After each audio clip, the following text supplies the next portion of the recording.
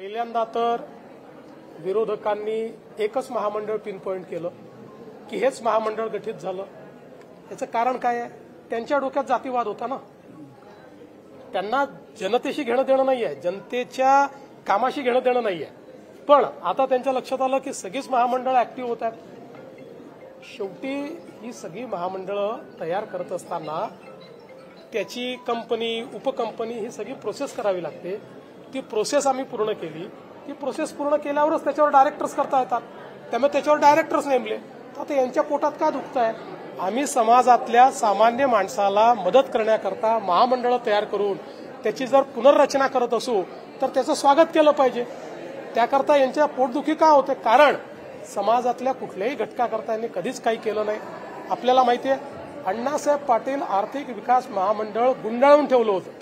आज ते महामंडळ मी आणि माझ्यानंतर एकनाथ शिंदेंनी त्याला ज्या प्रकारे बळ दिलं, आज मराठा समाजामध्ये 1.5 लाख उद्योजक आम्ही तयार करू शकलो.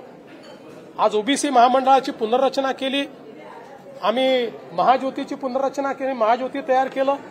आज वेगवेगळ्या समाजाची महामंडळ आम्ही तयार केली. त्यातनं उद्योजक तयार होत आहेत. यांच्या पोटात का दुखत आहे?